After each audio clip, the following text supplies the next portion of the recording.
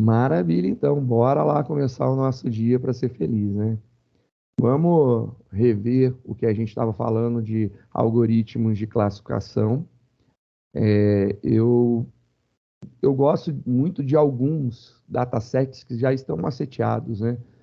Existem alguns tratamentos maceteados. Eu acho que o primeiro para classificação, que é muito maceteado, que é bem legal, porque é já todo certinho, né?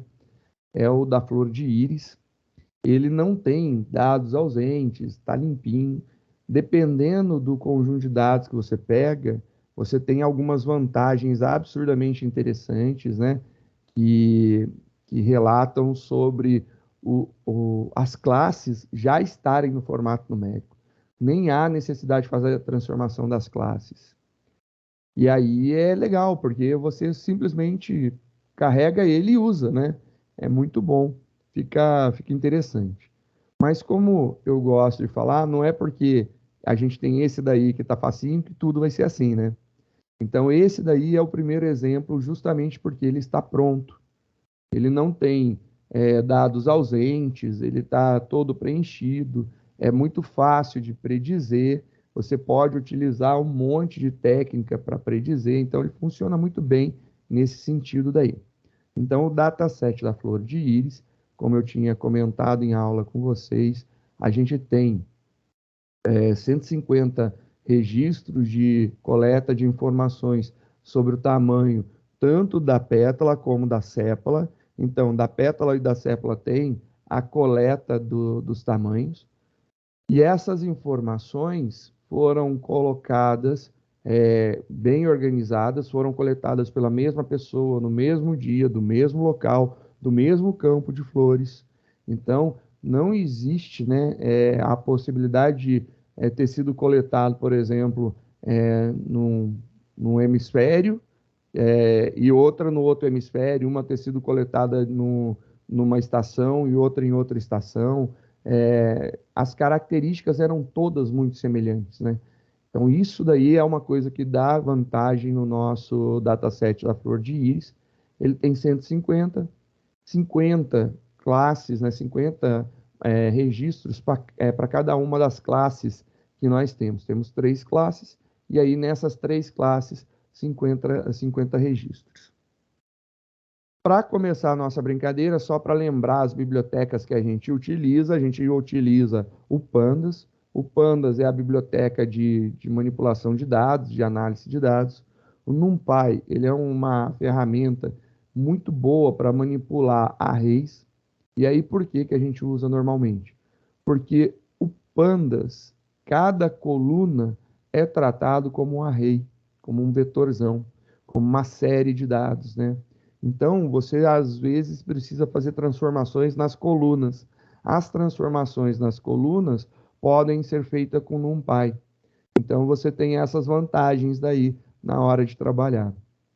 E a grande sacada que nós temos é que o NumPy é uma biblioteca já muito preparada e de alta performance para resolver problemas em conjunto de dados, em arrays, em séries, né, em vetores, seja lá o nome que o negócio, lá o conjunto de dados, a lista, né, receba. Ele trabalha muito bem e é muito rápido. O Matplotlib é a biblioteca de plotagem que a gente utiliza, que na verdade ele é um conjunto de ferramentas que geram um gráfico muito facilmente e ainda por cima é a base para várias outras bibliotecas de visualização, né? De geração de gráficos. Então, se aprendeu o básico do Matplotlib, todas as outras funcionam baseadas nela. Então, você vai criar um gráfico, sei lá, com o Seaborn da vida, que é uma outra biblioteca de visualização gráfica, né? E você vai fazer transformações, na verdade, com o Matplot. Então, o Seaborn é uma partezinha só que a gente vai utilizar, né? Então, é legal aprender isso daqui. E por último, e não menos importante, talvez, né, o mais importante, o Scikit-Learn. Scikit-Learn é nossa biblioteca de aprendizado de máquina. Ela tem todos os algoritmos, né, supervisionados e não supervisionados. E aí a gente tem também dentro dos supervisionados de regressão e de classificação, a gente consegue lidar muito bem com isso daí. Ela tem tudo pronto, o legal dela é que todos os algoritmos seguem o mesmo padrão, foi organizado e padronizado para ser da mesma forma. Então, o que eu faço com o algoritmo de regressão para treinar é da mesma forma para fazer com o de classificação. Se eu fizer com o modelo A de classificação, o modelo B, C, D, até o último, até lá o Z, tem o mesmo, né, perfil de funcionamento. O nome do método para treinar, o nome do método para predizer, tudo é muito parecido. Acaba facilitando bastante para a gente poder trabalhar com aprendizado de máquina. A gente viu, então, que o primeiro passo é fazer a importação das bibliotecas que a gente vai utilizar. Só lembrando de algo importante que bateu na minha cabeça, algo importante. Isso aqui eu gosto.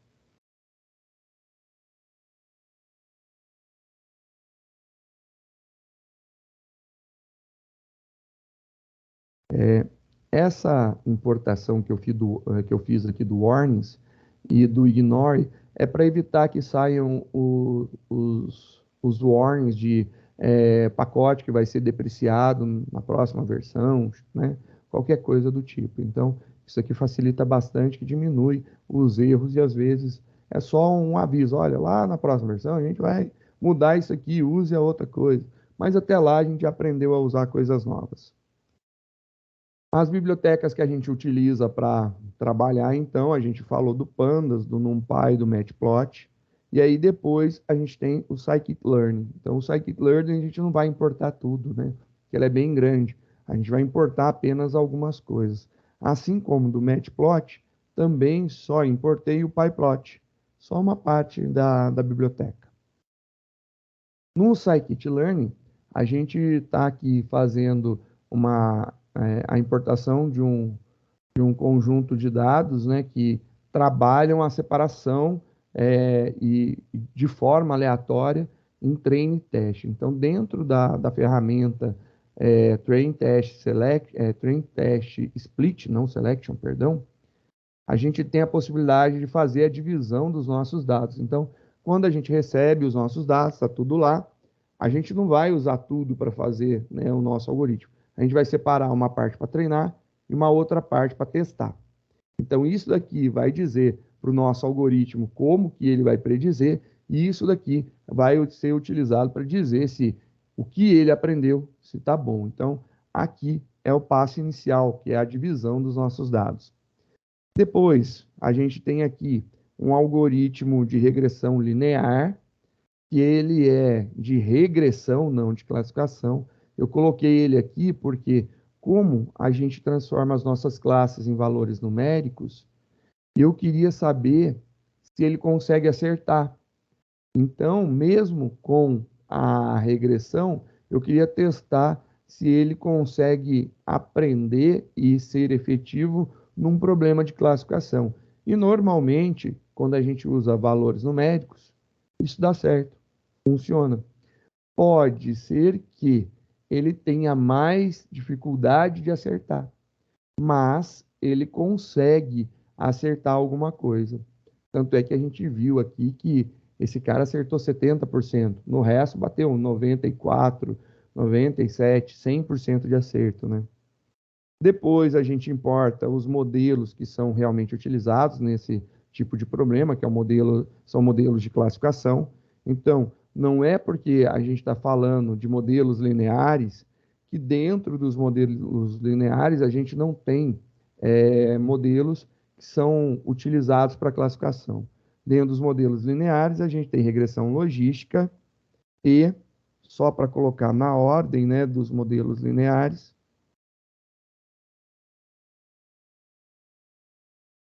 a gente tem lá a análise de discriminante linear. São dois algoritmos de machine learning de modelos lineares.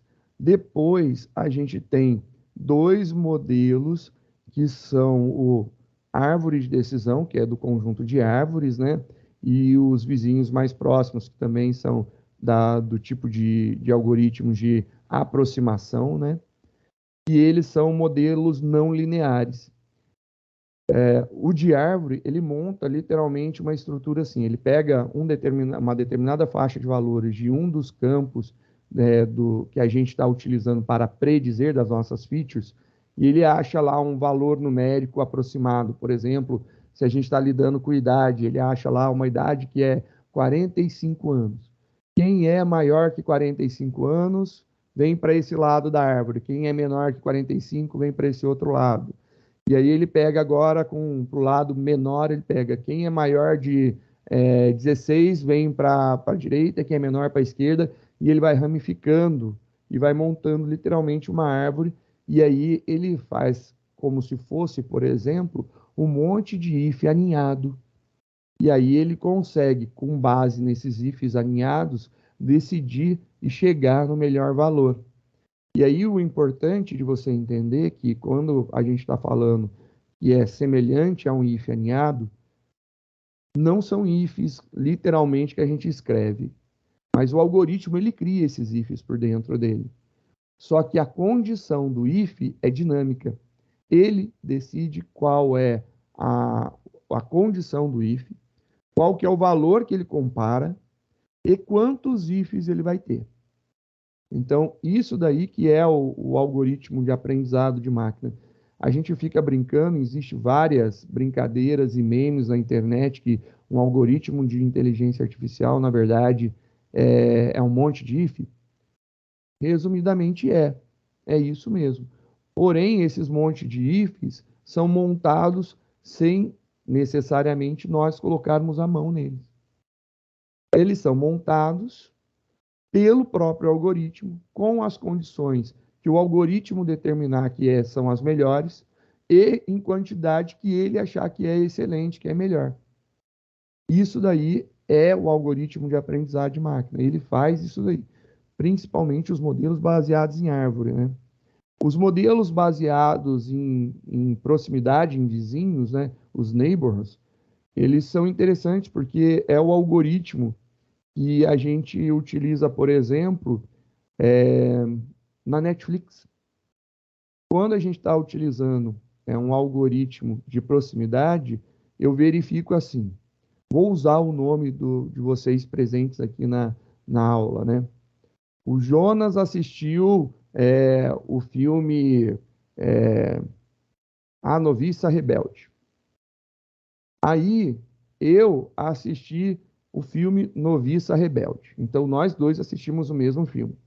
Só que ele assistiu depois Tempos Modernos, do Chaplin. E eu assisti, sei lá, De Volta para o Futuro. E aí, depois de um tempo, eu assisti Noviça Rebelde também. Aí vem a Camila e assiste, por exemplo, Noviça Rebelde.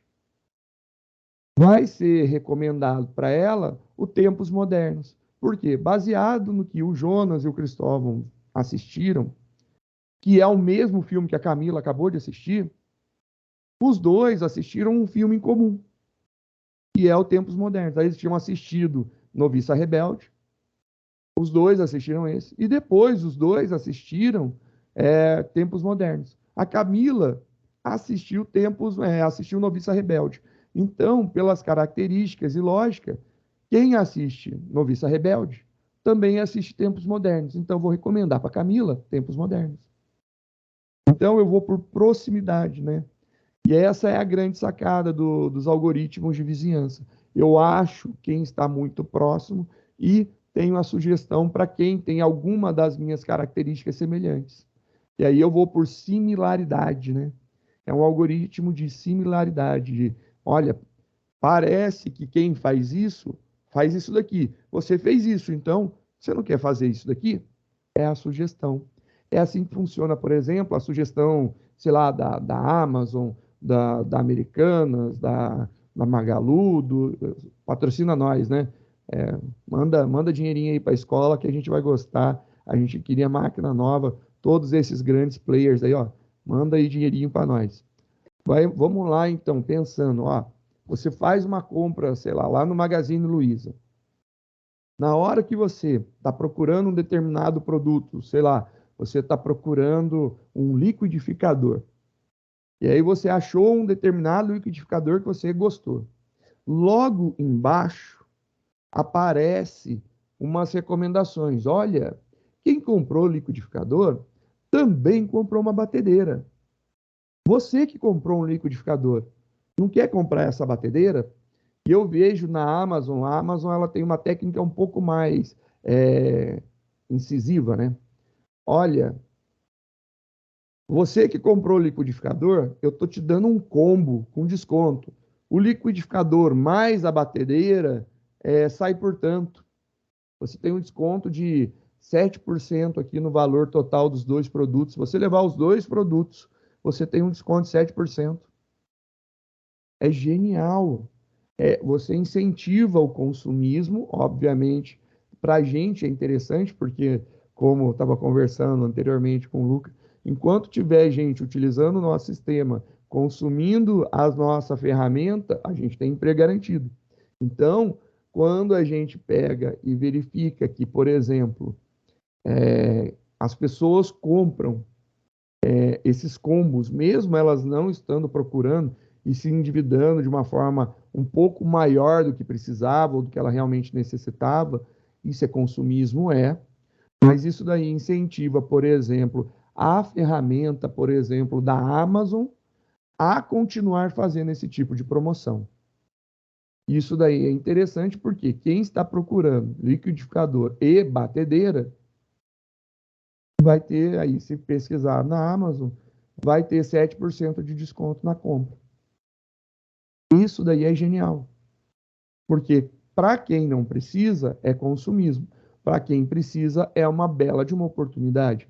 Então, essa ferramenta de predição que aparece dizendo o que comprar, o combo que vai ser montado, é baseado em algoritmos de proximidade. São algoritmos de proximidade, que são os neighbors da vida que são utilizados.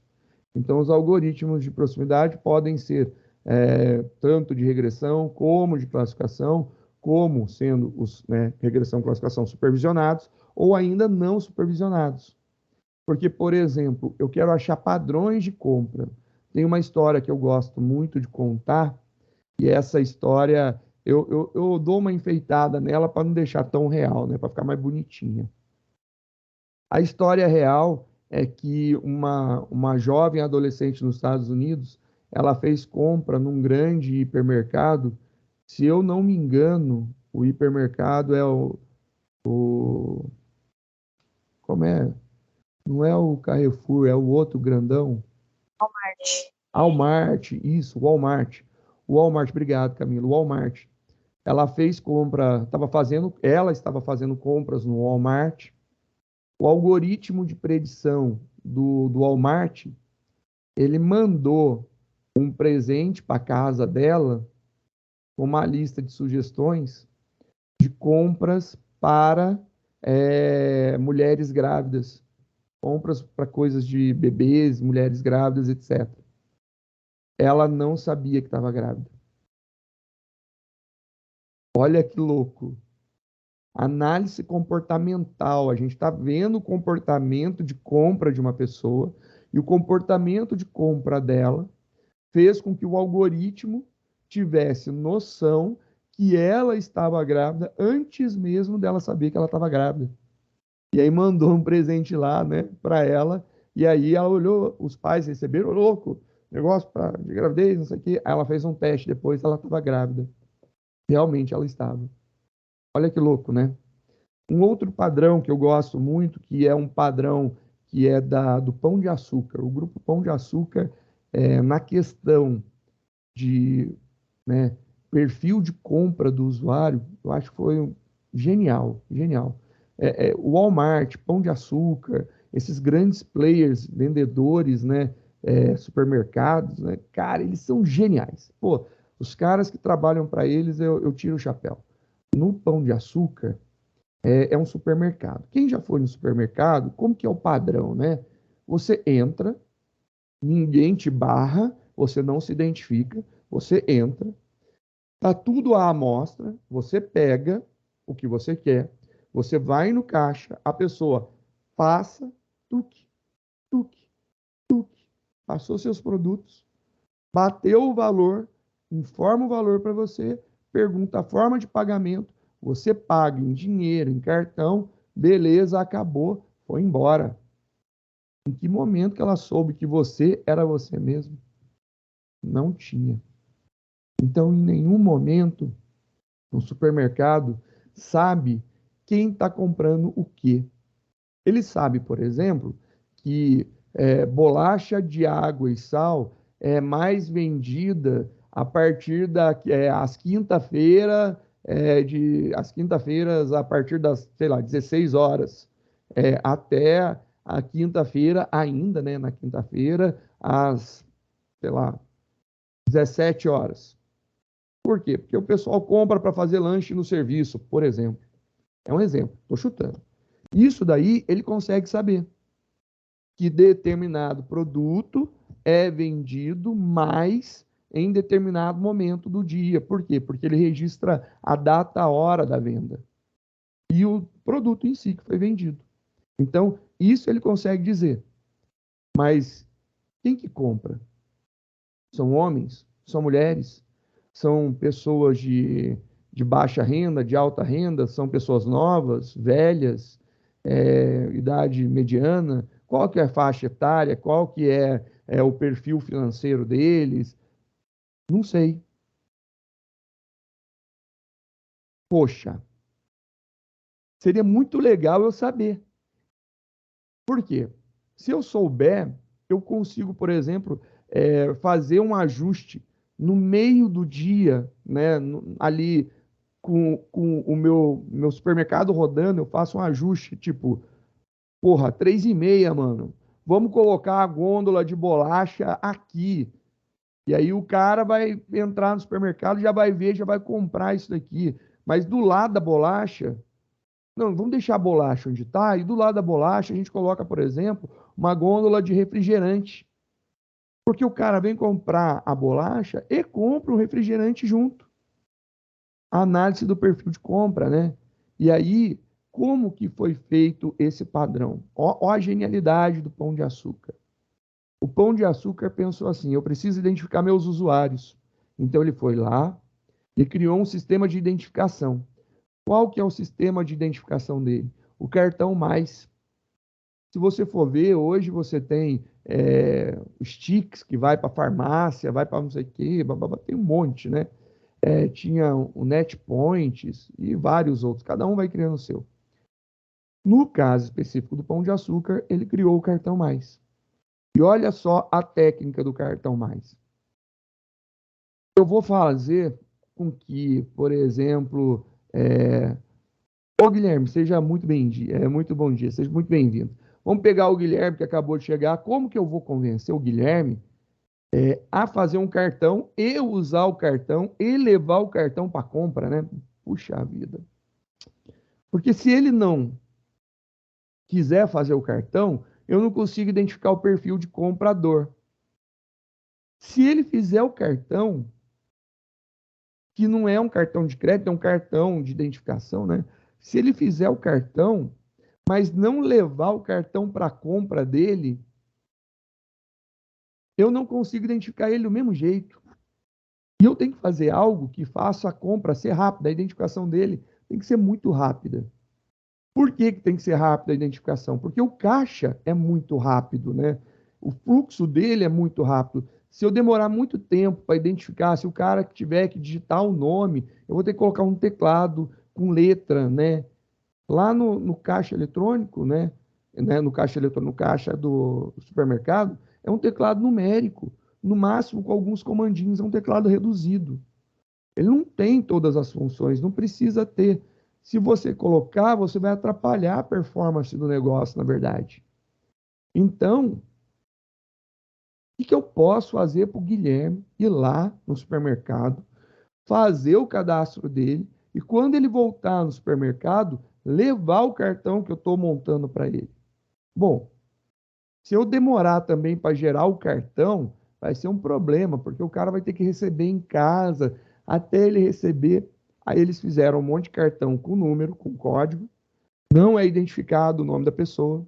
Você chega no balcão de atendimento do supermercado, Você se cadastra, ele vai pegar os seus dados pessoais, a atendente vai cadastrar tudo sobre você, nome, sua renda, sua data de nascimento para ter sua idade, perfil seu, homem, mulher, casado, solteiro, número de filhos, blá, blá, blá, blá, blá. Vai cadastrando seus dados. Cadastrou tudo, ela pega um cartão, pega o número do cartão, registra lá que é para você, te entrega esse cartão ativado. Aí você passa no caixa, só mostra aquele número, ele gera descontos para você. Olha que legal, ideia de gamificação que a gente fala tanto, né? O processo gamificado, eu dou um incentivo para o usuário para ter o meu cartão de identificação e para usar o cartão de identificação, para que eu possa usar os dados dele para fazer a montagem do perfil de compra, mas eu dou um desconto para ele. Literalmente, vocês me perdoem, mas é a verdade. Nós somos os cachorros sendo treinados com petisco. O cartão mais, ele, na verdade, é o treinamento que a gente está fazendo para o supermercado. O petisco é o desconto que a gente ganha. Um desconto de centavos em alguma coisa, mas a gente adora um descontinho. Se o negócio custa R$14,22, aí o cara dá um desconto de, sei lá, 12 centavos. Você vai pagar R$14,12. Sabe?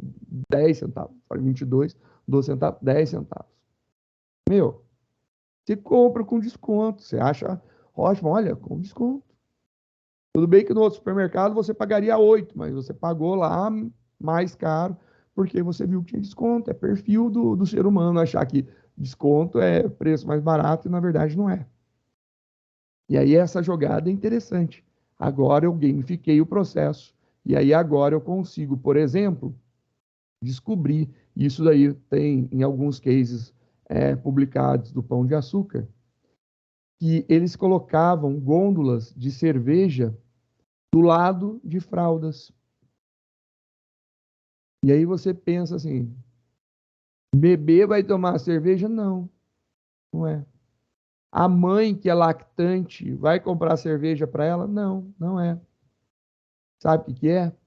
O pai que está trabalhando, que sai do serviço e a mãe está em casa em licença, maternidade, liga para ele e fala assim, amor, esquece de passar no supermercado e comprar a fralda, porque tem somente uma, vai acabar. Aí o cara sai do serviço, normalmente em horário comercial por volta das 5 ou 5:30. Aí ele passa no supermercado e vai lá e pega a bendita da fralda. Só que se você colocar do lado da fralda cerveja, ele não precisa andar até o outro lado do supermercado para comprar cerveja. E já imaginou? Eu falei que tinha uma. E se a mulher ligar, fala, amor, não demora muito não, porque acabou a fralda, que não sei o quê, blá, blá, blá. Preciso de fralda urgente. Vai logo. O cara não tem tempo nem de dar a voltinha no supermercado para ir lá e pegar a cerveja dele. Aí o que que ele faz agora? Ele vai pegar a fralda e do lado da fralda já tem a tal da cerveja que ele queria comprar. Você vai lá e pega aquilo de lá naquele momento. Por que que os chocolates e os doces ficam na parte baixa, né? Porque as crianças pegam. Porque as guloseimas e coisas gostosinhas ficam na parte baixa, porque criança pega. Então, quando o pai vai no supermercado com a criança, aquele produto que é normalmente consumido por crianças fica na altura das crianças. E isso daí é tudo analisado por perfil de compras. E a gente tem a técnica de descobrir isso daí através de algoritmos de proximidade. Então, no nosso caso específico, os algoritmos de vizinhança, de proximidade, eles são ótimos para identificar a proximidade disso daí. Então, temos essas possibilidades. E depois, a gente tem os últimos dois algoritmos do nosso conjunto, né, dos 6 algoritmos que a gente anda testando, que são os algoritmos que eles não são lineares, mas eles também não são simples, eles são bem complexos. Algoritmos complexos não lineares aqui. A árvore, né, aleatória, ela é um conjunto de A floresta aleatória é um conjunto de árvores de decisão. O vetor de suporte, né, a máquina de vetor de suporte, o Support Vector Machine, é um conjunto também que ele traça várias linhas e ele tenta identificar padrões dessas linhas. Então ele traça, né, imaginando um gráfico de dispersão onde eu tenho os meus dados, ele traça um monte de linhas e ele vê a qual consegue agrupar a maior quantidade de elementos. E aí por isso que ele funciona para classificação. Essa é a grande sacada. Essa é a mágica dos algoritmos. Eles conseguem identificar os padrões que nós temos. Para isso daí, então eu selecionei esses 3 tipos de algoritmos para testar. A gente vai usar eles então para testar dentro do nosso conjunto de dados. Esse primeiro, como eu disse, da flor de íris, que é super facinho, né? Todo maceteado, todo bonitinho, arrumadinho. Mas só que eu rodo e verifico que ele treinou, estou predizendo. Beleza, estou predizendo. Mas o que eu predisse é bom ou é ruim? Para verificar se é bom ou é ruim, a gente vai usar a parte que a gente separou de teste para verificar, para testar. A gente tem algumas ferramentas que são a acurácia, a matriz de confusão, a precisão, a sensibilidade ou revocação, a curva ROC, a área debaixo da curva. Isso para modelos de classificação. Para os modelos de regressão, a gente tem ainda o R2, né, o R quadrado. E ainda temos, por exemplo, além da acurácia, precisão e sensibilidade, a gente tem o F1 score, que é a média ponderada da precisão com a revocação. E aí a gente tem a acurácia, ela verifica os acertos. A precisão, erros de tipo 1. A sensibilidade, erros de tipo 2. O F1 score é a média ponderada da revocação, da sensibilidade com a revocação, com a sensibilidade, né? Da precisão com a sensibilidade. E aí ele pondera as duas coisas, o erro de tipo 1, o erro do tipo 1 e erro do tipo 2 ao mesmo tempo. E aí a gente tem que descobrir o que a gente quer do nosso problema, o que a gente quer minimizar. Descobrindo o que a gente quer minimizar, fica mais fácil, a gente consegue acertar. Só começando a nossa brincadeira, vou importar aqui, só para a gente rodar mais uma vez, antes da gente ver o próximo. Colocar lá para rodar o nosso Google Drive para conectar. Conecta. Vou lá na minha conta. Oi, permito. Ele vai montar agora o Google Drive. Vou ver se monta. Enquanto isso, eu molho o bico.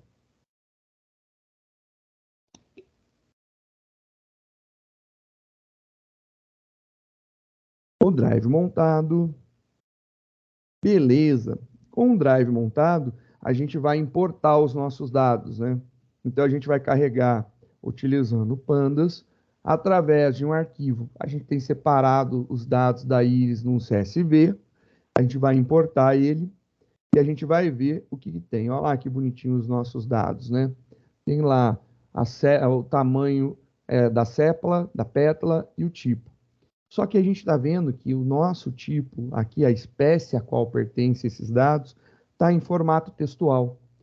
Isso daqui para a gente não resolve, a gente precisa que isso aqui seja número para a gente poder criar classes, né? Para a gente poder dizer a qual classe pertence. Então a gente precisa fazer uma transformação tirando isso daqui do formato texto e passando para um formato numérico. A gente vai rodar alguns processos que eu já avisei para vocês desde o início que está tudo certo nesse conjunto de dados, mas a gente já vai ver que pode usar isso sempre. Só para a gente lembrar, a gente pode obter os mesmos dados de uma fonte online, não precisa estar no Google Drive, né? A gente pode subir local aqui, no caso do Google Colab, na máquina virtual que a gente está utilizando. Lembrando que se subir na máquina virtual, na hora que ela para de funcionar, que ela é reciclada, né? Que ela é descartada, esses dados são perdidos. Então tem que lembrar isso daí. Se você subir no Google Drive, tem a vantagem que ele vai manter no seu Drive, você não perde esses arquivos. Se você tiver ele salvo em algum, né, em algum local, em formato CSV, dados, panos, formatados, separados por vírgula, você pode importar, pode ser um XLS, pode ser qualquer formato que ele tenha suporte, que a gente já conversou. Você pode trazer ele tanto, então, de um endereço, como do seu próprio Google Drive, como do próprio Colab, né? Então, tem essas possibilidades. A gente rodando uma estatística descritiva. Se você lembrar, tem dentro do próprio Scikit-Learn a possibilidade de importar um dataset, que tem o dataset da flor de íris. Lá tem uma descrição, que tem a estatística descritiva. Se você olhar a estatística descritiva de lá e aqui, você vai ver que está tudo batendo, né? Nós podemos ver as informações, então, info para mostrar as informações, que mostra a quantidade de linhas, quantidade de colunas, valores nulos, e o tipo do dado. O tipo do dado é muito importante, né, para a gente poder analisar isso daqui. Nós podemos ver que aqui temos uma coluna no formato object. Object, para a gente, é importante ser entendido que é uma string, uma cadeia de caracteres, né? E aí a gente tem aqui possibilidades de visualização, de distribuição dos dados, então a gente pode utilizar histogramas para ver como que estão distribuídos os nossos dados, né? Para ver como que ele está mais agrupado ou não. Se existe, né, uma forma mais visual de dados, né, em algum conjunto próximo a um, se todos estão uniformemente distribuídos, se a gente tem muitas discrepâncias de valores, né, é legal que a gente consegue visualizar com o histograma. Então, se a gente roda um histograma, a gente consegue ver, né, o formato dos dados e como que eles estão distribuídos. A gente vê que existe uma anormalidade, picos, né? Então fica meio estranho que, ora, a gente tem muita coisa nessa faixa e aqui eu tenho menos coisas nessa faixa de valores. E aí fica meio esquisito, né? A gente começa a ver aí as quantidades vão variando. E a gente vê que, mesmo ele não tendo uma distribuição muito boa, a gente consegue ainda fazer uma predição legal pra caramba, porque é muito facinho esse dataset, né? Eu mostrei para vocês aqui que a gente pode acessar por colchetes e o nome do campo. Normalmente a gente utiliza dessa forma, ou se não, pelo nome do campo como sendo uma variável do seu data frame. Isso daqui só acontece quando o nome do campo é o nome de um campo, é um nome que não contém caracteres especiais.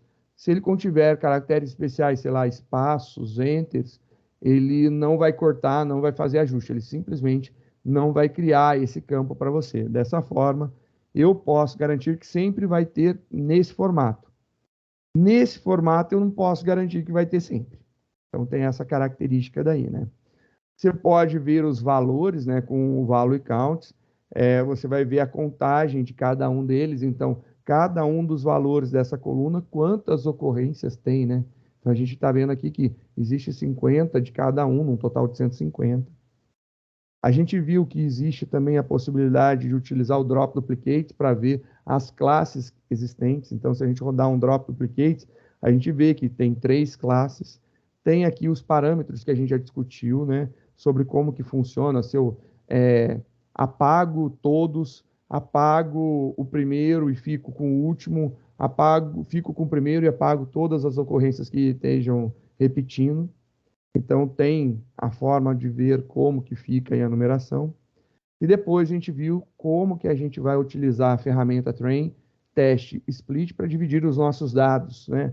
A gente tem os dados originais, a gente divide em treino e teste. Eu estou colocando aqui no mesmo formato do desenho. Estou dividindo em 80-20.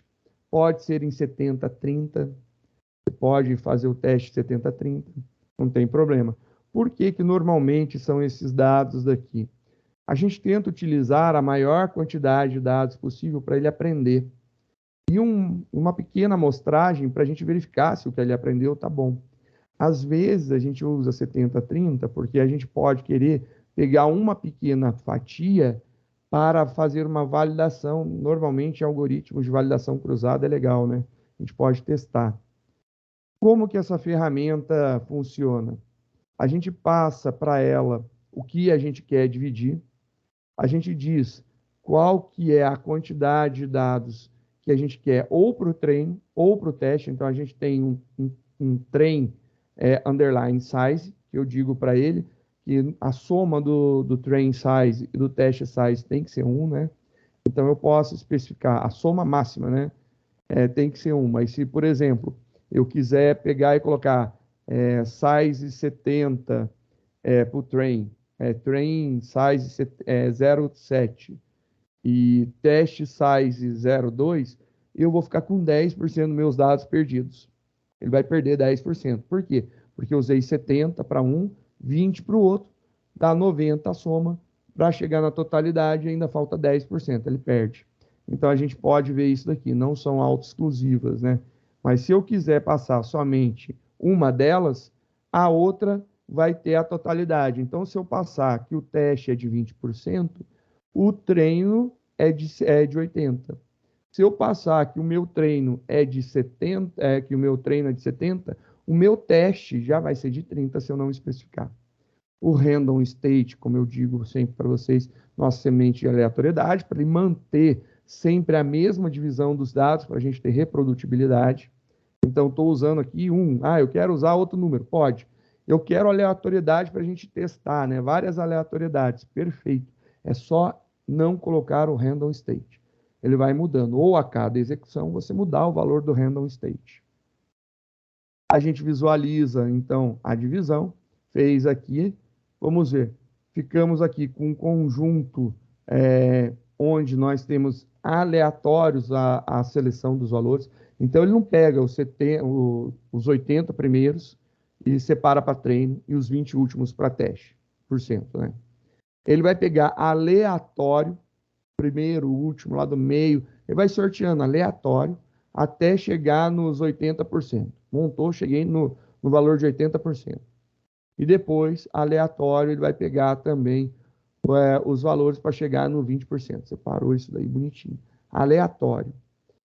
Para não ter o viés dos seus dados estarem ordenados de alguma forma. Muito bacana. Não tem ordenação dos seus dados. Joia, era isso que a gente precisava. No treino, teste também, só para ver que tem valores aleatórios, né? Eles não são sequenciais, a gente tem tudo separado. E aí a gente vai ver características que a gente precisa para transformar as nossas colunas.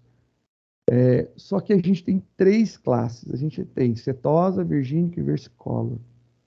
O algoritmo de classificação, por padrão, ele não consegue lidar com mais de 2 classes. Para ele, ou é ou não é. Ou é pertencente à classe, ou não é pertencente àquela classe. É ou não é. É isso daí que ele tem. Quando a gente adiciona uma terceira, ele não se comporta bem.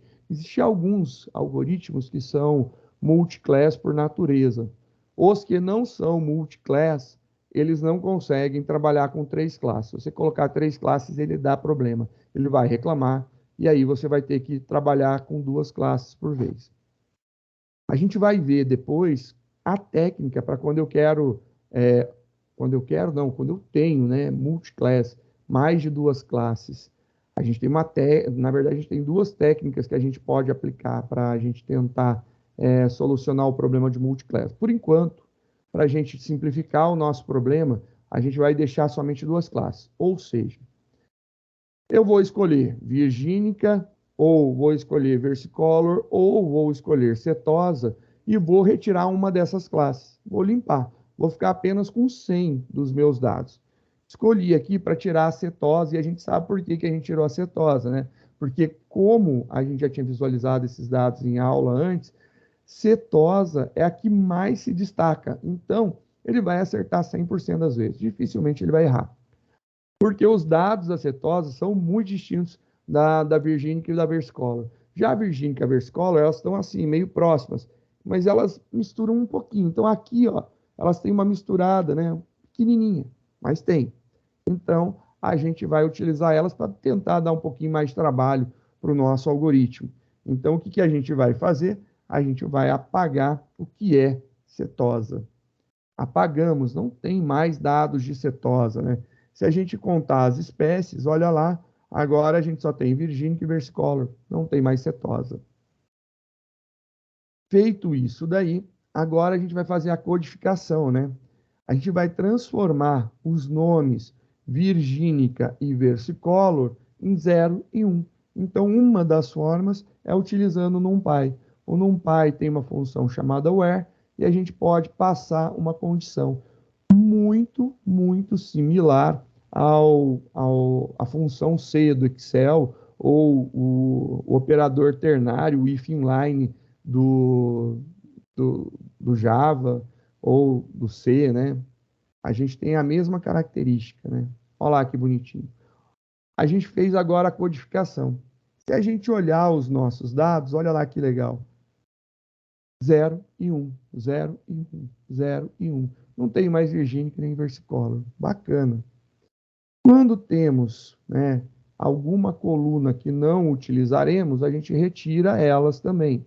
Quando temos valores vazios, também retiramos esses valores vazios, a gente remove esses valores, ou a gente remove as linhas que têm ocorrência de vazios, ou a gente remove as colunas que têm valores vazios. E aí, quando que eu removo linhas, se o nosso objetivo é remover, né? Se a gente vai tirar os dados ausentes. Quando que eu removo valores em linha e quando eu removo em coluna? Quando eu tenho uma determinada coluna e ela tem muitos dados ausentes, por exemplo, a gente tem 100 registros e desses 100 eu só tenho 10 valores presentes, o resto é tudo ausente, vale a pena remover a coluna. Quando é o contrário, quando a gente tem poucos dados ausentes em uma coluna, por exemplo, a coluna tem 100 linhas, né? Porém, ela tem, sei lá, 7 linhas com dados ausentes. Vale a pena remover as linhas e não a coluna toda. Um minutinho. Essa é uma sacada legal. A gente pode, então, analisar dessa forma. Quando que a gente remove a linha, quando que a gente remove a coluna. Para remover, Cristóvão, eu guardei assim. O axis é o eixo, né?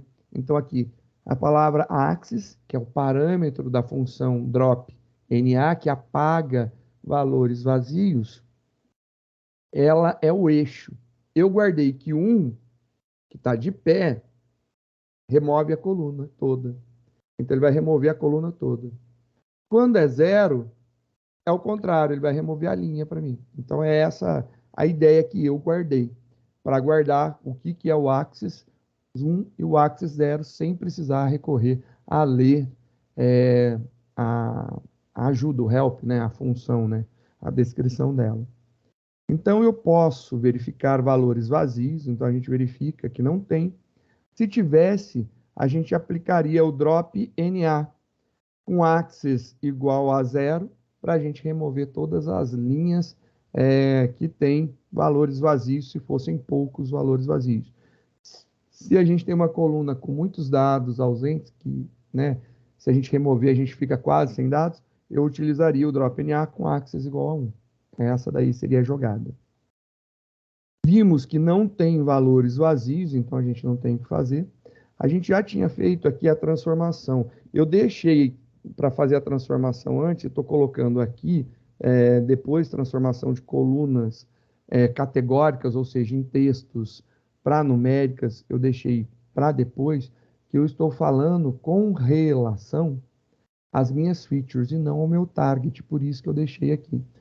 Pode fazer com target? Pode, mas não é legal fazer, por exemplo, um dummy, que é a conversão dos valores categóricos em colunas, porque você tinha uma coluna de objetivo, aí você vira, sei lá, e transforma em 7 colunas de objetivos. Aí você tem uma multiclassificação, multicolumn, fica também mais complicado de rodar um algoritmo para isso, não vale a pena então fazer no target, vale a pena aplicar a transformação direta, que nem a gente fez antes, e no caso específico de features, vale a pena a gente fazer a transformação categórica, fazendo aí, a gente pode fazer o dummy, fazer substituição, colocando valores nela, né? Aí a gente vê a melhor forma e testa. acho que testar é muito importante, né?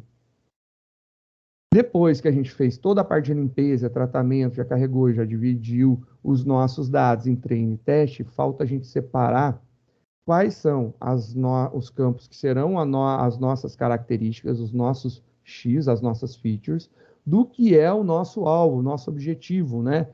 Nosso target. Então, a gente tem aqui a separação do Y das variáveis que são X. Então, tem uma forma muito facinha de fazer, né? Para a gente separar, então, a gente pode fazer um drop, não mais drop NA. NA é para tirar os ausentes, o drop é para apagar as colunas, né? Eu quero remover a coluna espécies, então, axis igual a 1, remove a coluna toda, 1 de pé, remove a coluna.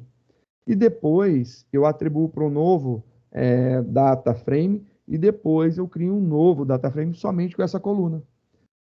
O original, ele está aqui. Eu estou criando 2 outros novos. Então, a gente começou assim. Eu tenho meu data frame, eu dividi ele em treino e teste. Eu peguei o meu treino, dividi ele novamente. Treino X, treino Y. E eu peguei o meu teste e dividi. Teste X, teste Y. Está lá. Teste X, teste Y.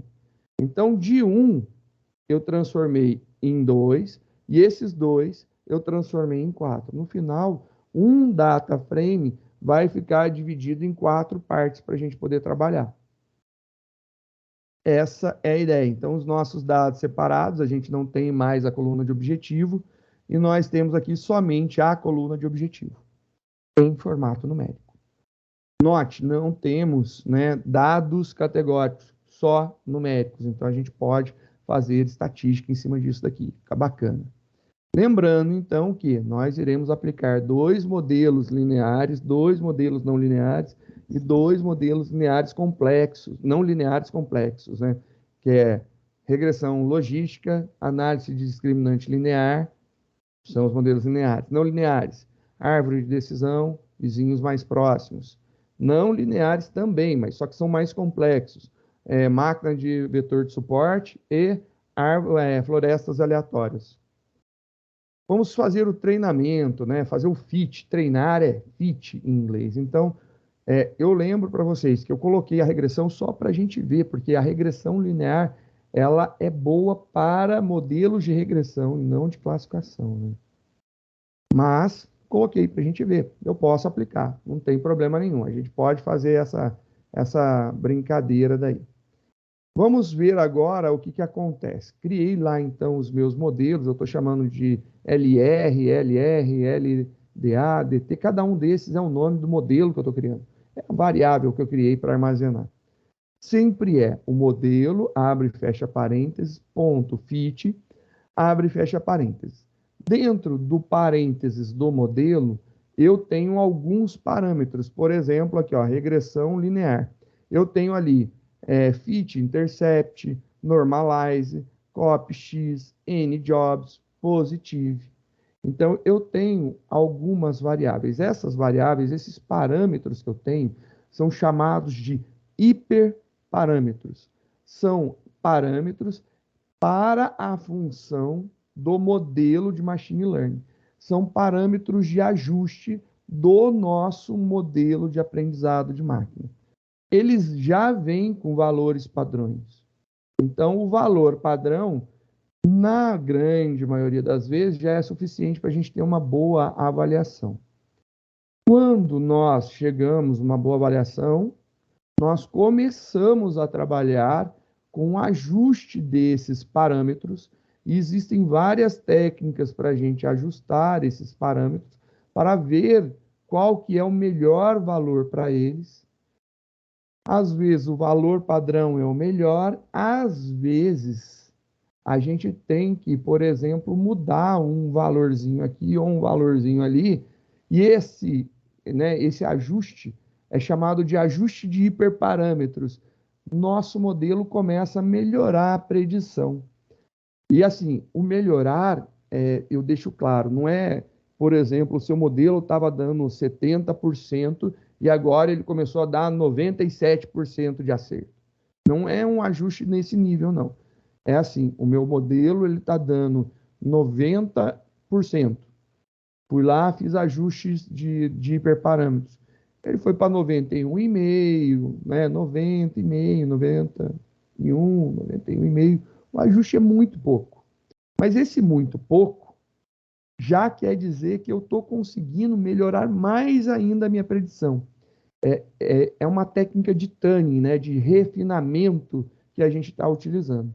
Então, a técnica de tunagem, de refinamento, tunagem, né? Melhoria. Seria essa a tradução.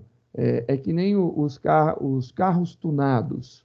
O cara compra um carro padrão de fábrica e aí ele coloca em sulfilme, troca a roda metálica por uma roda de liga leve, coloca uma adesivagem, coloca um acessório, coloca um som melhor, aumenta a suspensão, rebaixa a suspensão, troca o pneu, muda, sei lá, ele faz o envelopamento do carro, colocando cores, né?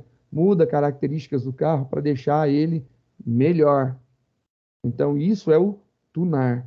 Então, a tunagem é o ato do ajuste dos hiperparâmetros do modelo. Então, isso daí é uma das últimas, se não a última coisa de ajustes de melhoria que a gente vai ver. A tunagem dos hiperparâmetros de um determinado modelo. Então, a gente vai pegar um determinado modelo, a gente vai estudar os hiperparâmetros, e aí a gente vai tentar ajustar os hiperparâmetros na mão, e depois a gente vai ver técnicas de otimização desse processo. E isso daí, a gente vai utilizar algoritmos inteligentes para tunar o nosso algoritmo inteligente. Então, tem uma técnica legal por trás.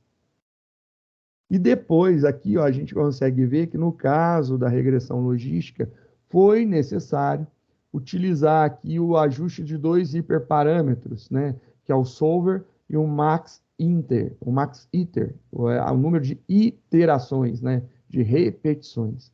Então, o solver, que é a ferramenta de resolução, e a ferramenta de contagem de máximas iterações.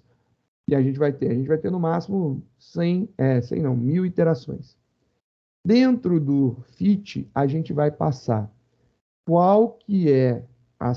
quais são, melhor dizendo, né, no plural, quais são as características e qual é o objetivo. Então, a gente vai passar o nosso treino X e nosso treino Y, que foi justamente o que a gente separou no passo anterior. A gente passa para todos o treinamento. Então, estou utilizando aqui o meu treino X para ensinar para o meu modelo e ele está utilizando o trem Y para saber se o que ele está aprendendo está bom. Então, ele vai ajustar os dois para chegar. Ele vai pegar os valores que estão no X e vai tentar, de acordo com cada algoritmo, fazer com que, de acordo com os valores de entrada, eu consiga ter, né, a minha criação por exemplo, se for árvores, né, a criação dos meus ifs com os meus testes e a quantidade para chegar no meu Y. É isso que ele vai fazer. Então, ele vai rodar e vai fazer isso daqui tudinho, bonitinho, acontecendo. Então, vou fazer o meu treinamento, rodei aqui meu treinamento, já treinou, por quê? Pequeno, maceteado, valores padrões, não estamos testando exaustivamente, está tudo joinha, rapidinho, já treinamos. Agora eu preciso saber, o meu modelo está bom ou está ruim? Porque treinar eu treinei, mas eu quero saber a predição dele. Então, vou rodar agora uma ferramenta chamada Acurácia, que também é chamada de Score, que cada modelo tem o score. O score é a medida de acertos que nós temos. Então, temos duas classes, a e a não é, o sim, o não, o verdadeiro e o falso, né? Eu digo que é para ser. Realmente, dado aqueles valores de entrada, era para ser positiva a minha classe, saída. Meu modelo disse que é positivo, então ele acertou. Era para ser negativa a saída. O meu modelo disse que é negativa também, que é falso. Ele acertou. Tem vezes que eu digo para ele, olha, me diga o que você achou. Ele achou verdadeiro, mas não era verdadeiro. A resposta que tinha que ter saído era falso. Errou. Era falso de verdade, mas ele disse que era verdadeiro. Ele errou também. Isso daí Na acurácia não me interessa. Na acurácia, me interessa somente quando é verdadeiro e ele responde verdadeiro, e quando é falso e ele responde que é falso. Os erros eu não contabilizo na acurácia. Eu pego e vejo, eu tenho 100 exemplos para testar, tenho 100 testes. Dos 100 testes, eu acertei somando o que era verdadeiro e eu disse que era verdadeiro, o que era negativo, né, o que era falso e eu disse que era falso, eu acertei 90. Então eu vou pegar e ver, a soma dos dois deu 90, então é 90 dividido por 100, ou seja, 0,9, 90% de acerto. Isso daí é a forma com que a gente vai dizer quanto o nosso algoritmo está acertando. Então vamos lá. Vou rodar a acurácia para cada um dos modelos. Rodei. Olha lá. A acurácia do modelo de regressão linear deu quase 70%. O resto bateu acima de 94%. Olha lá, 94% para regressão logística, análise de discriminante 1, decision tree 94%, vizinhos mais próximos 100%, máquinas de vetor de suporte 94% e florestas aleatórias 94%. Isso aqui consegue mostrar que a gente tem modelos que são muito bons para predizer em classificação o problema da flor de íris. Mas e aí? Qual modelo utilizar, né? Já que a gente testou vários. Vamos rodar uma matriz de confusão. Rodamos uma matriz de confusão. E aqui eu solicitei para o KNN. O KNN, se você olhar aqui, ele acertou 100%. Olha aqui como que ele acertou 100%. A gente tinha 19 valores para testar. Dos 19 valores, 13 estavam na faixa do que não eram e 6, eu só estava olhando para ver se eu estava vendo certo, 6 estavam na faixa que eram de uma determinada classe. Eram classe 0 e classe 1. Ele acertou 100% dessas duas. Das outras, ele não teve erro. Então, essas daqui que estão em roxinho, elas são os erros. Ele não errou nenhuma vez. Mas vamos ver outro aqui. Por exemplo, regressão logística. Não dá para aplicar a matriz de confusão em regressão linear, viu? Regressão logística, 94%. Vamos lá. LR. LR. Vou rodar novamente. Olha lá que bonitinho. Ele errou 1. Como que foi esse erro daqui? A resposta tinha que ser 0. Ó. O true label aqui, ó, true label. A resposta verdadeira tinha que ser classe 0, mas ele disse que pertencia à classe 1. Era para ser classe 0, mas ele disse que pertencia à classe 1. Ó, o predict label 1 pertencia à classe 1. Ele errou aqui. Ele teve apenas um erro. O que ele vai somar? E ele vai fazer? Ele vai somar 12 mais 6. 12 mais 6 vai dar 18. 18 ele vai dividir pela soma de tudo, ou seja, de todos, 19. Se a gente fizer aqui, eu vou fazer aqui só para a gente ver, né? Cadê? 18 dividido por 19 vai dar 94,73. Olha lá, 94,73. É isso daqui. Então, a acurácia é essa métrica daqui. Então, a gente tem essa possibilidade de medição. A gente pode, além de utilizar a matriz de confusão para ver, né, e através dela a gente tira os outros calculados, ela é para, né, certificar os valores, a gente pode ver se um determinado modelo realmente está bom através da curva ROC. A curva ROC, ela diz para a gente como que um modelo está se comportando. E olha só, ele diz aqui que esse modelo, o roxinho é o Support Vector Machine. Support Vector Machine, o Neighbors, o análise linear do discriminante, regressão logística, Todos esses 4 modelos, eles estão ótimos. O que eles estão falando é bom. A árvore de decisão e as florestas aleatórias, elas não são tão boas. Então, ó, árvore de decisão e florestas aleatórias, que são baseadas em árvores, né? Eles não foram tão bons aqui na curva Rock. Então, a gente tem os 4 tirando os baseados em árvore, né? Se você olhar aqui o que a gente acertou, então eu tiro esse e tiro esse. Eu já vou tirar esse daqui que deu 0,4, Support Vector Machine. Eu utilizaria, então, ou o análise de discriminante linear ou o KNN para predizer. Um dos dois vai dar uma resposta boa. Você pode ver, aqui bateu 100%, bateu 100%. Se a gente olhar na curva ROC, o A, o C dele, ó, deu 100% e o vizinhos mais próximos também deu 100%. Qualquer um dos dois algoritmos vai dizer que vai dar bom. Então, esse cara daqui, por proximidade, pode ser uma boa, ou por análise de discriminante. Então, tanto o KNN como o análise de discriminante são 2 ótimos algoritmos que a gente pode utilizar para predizer. Vou colocar aqui para a gente, então, uma conclusão, só para a gente registrar isso daqui, né?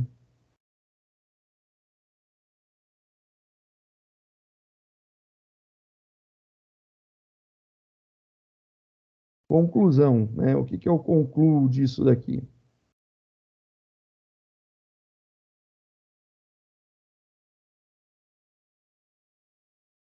Que os 2 melhores algoritmos para a predição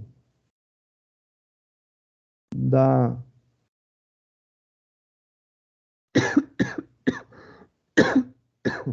perdão, flor de íris são